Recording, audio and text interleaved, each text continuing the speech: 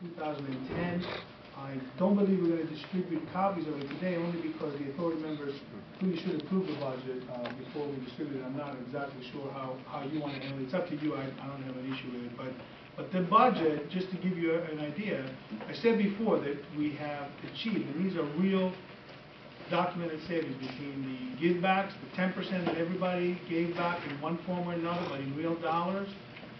And by the way, I want to thank publicly all the employees, the unions, everybody in the management team that has worked tirelessly to make it happen, because everybody got together. Everybody got together and said, you know, we will get this done.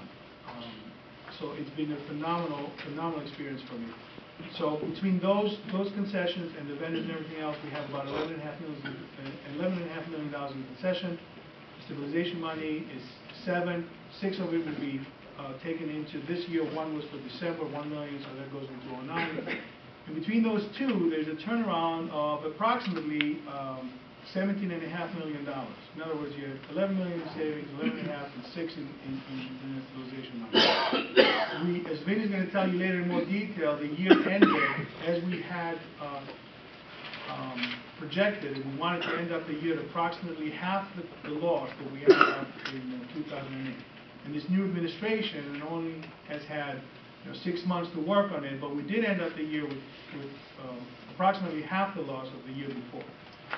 That half loss for the cash items, and I mean, we take out depreciation, which is a non-cash item. For the cash items is approximately, as Vinny will tell you, is it 12? What's that? For the cash items with interest, is it 12, 12.5? Right. About $12.5 million. The 17.5, our expense reduction alone will cover next year that run rate. But we also have the stabilization money.